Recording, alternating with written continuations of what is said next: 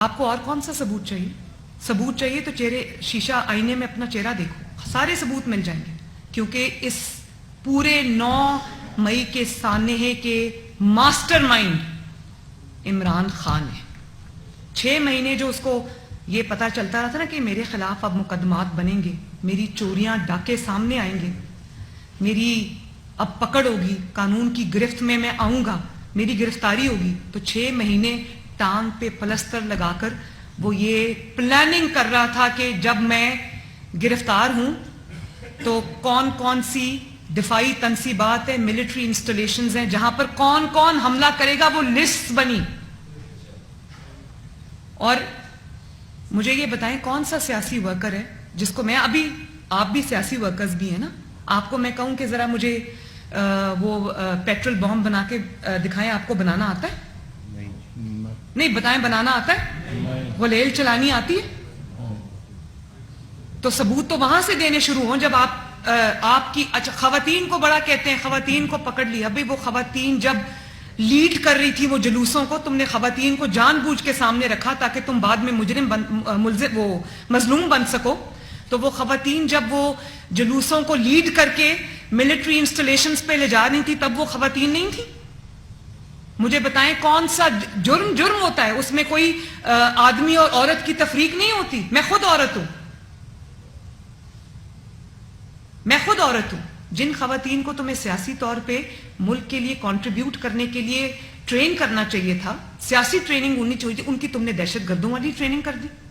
اور جب وہ دہشت گردی کریں گی تو کیا ان کو پھولوں کے ہار پہنائے جائیں گے؟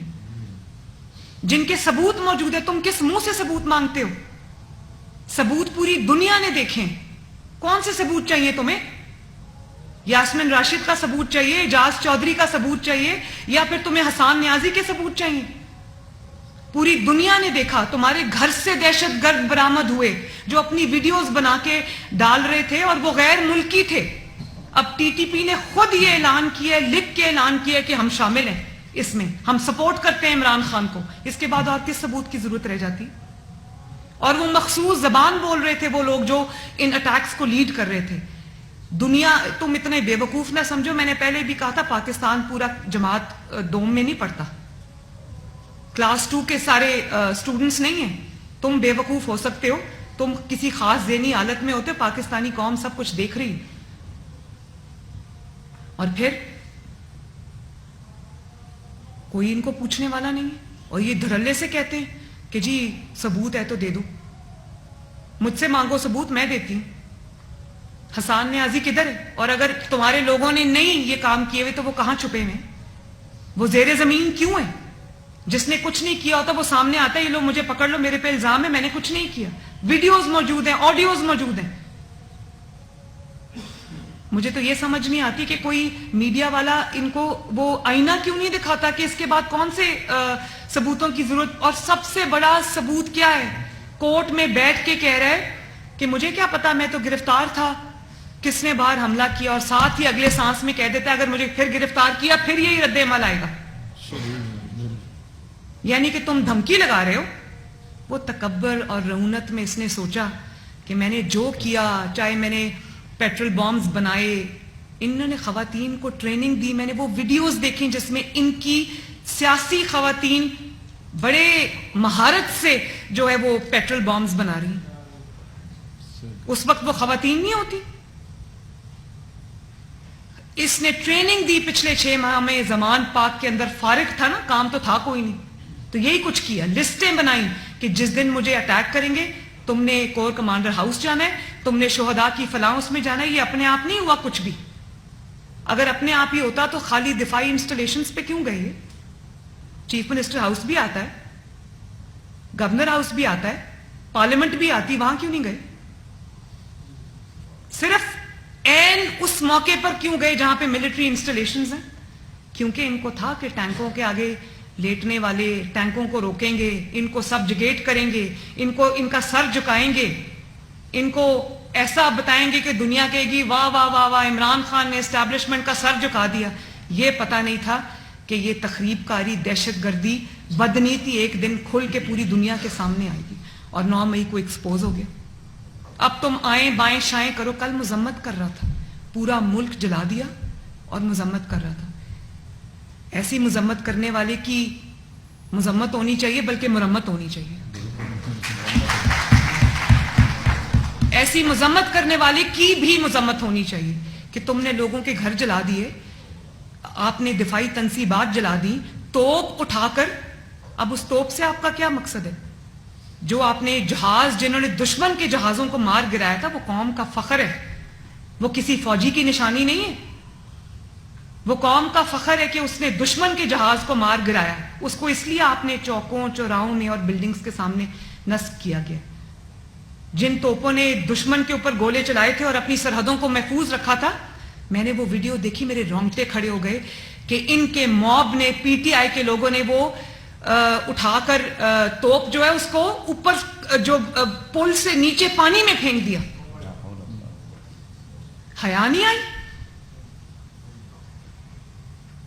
एस्टैब्लिशमेंट से तकलीफ है तो एस्टैब्लिशमेंट की बात करो ना. हमारी निशानियां क्यों जला रहे हो? हमारा फख्र क्यों जला रहे हो? और फिर मजम्मत एक काफी है?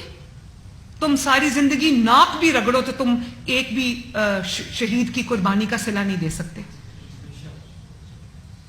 और इसने अपने जोम में, तकब्बर में सोचा कि मैं, जैसे सहूलतकारी मेरी पहले होती आई है, किसी ने वजीर आजम बना दिया, किसी ने लोग तोड़ के दे दिया, आज अल्लाह ताला की शान देखो.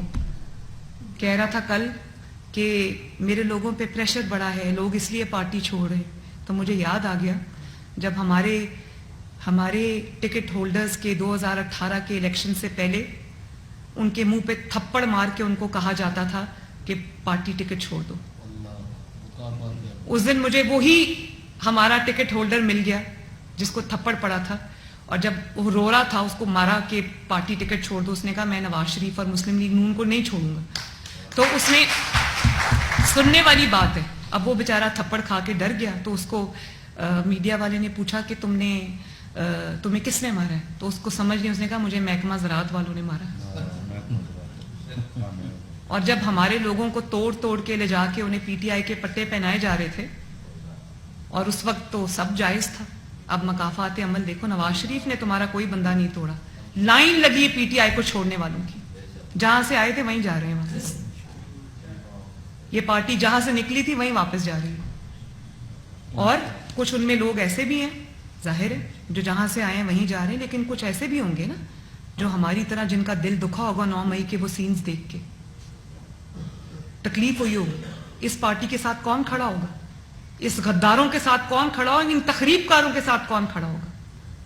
ये एक दहशतगर्द जमात है जिसने हमेशा दहशतगर्दी और तखरीबकारी और साजिश से काम लिया. सिर्फ बात यह है कि एक्सपोज अब हुए. काम ये वही करते आ रहे हैं 2011 से.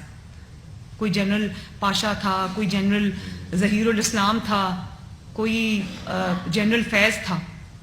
बात यह है कि, और अब हजरत उमर अता बंदयाल साहब है. हाँ जी, इज्जत माब, जिन्होंने अपना तो ख्याल नहीं किया वो तो नहीं किया. ये तो अब रिटायरमेंट के बाद पता चलेगा कि दुनिया आपको किस नाम से, किन इल्काबात से नवाजती. आप भी उन बेंचेस में शामिल थे जिन्होंने नवाज शरीफ साहब के खिलाफ फैसला दिया था. अभी आप कहते हैं, आप सबको वेलकम करते हैं ये कह के please to meet you, very happy to meet you, good luck. Nawaz Sharif साहब को तो ये नहीं कहा. उनको तो पाकिस्तान की सबसे बड़ी अदालत इस पैनामा बेंच ने कहा गॉडफादर, सिसिलियन माफिया कहा. उनको तो नहीं कहा welcome, we are very proud of you, happy to C you, please to meet you, आपको मिलकर बहुत खुशी हुई. तो ये आप बेवकूफ ना समझे लोगों को. अभी ये माजी बईद की बात नहीं है, माजी करीब की बात है.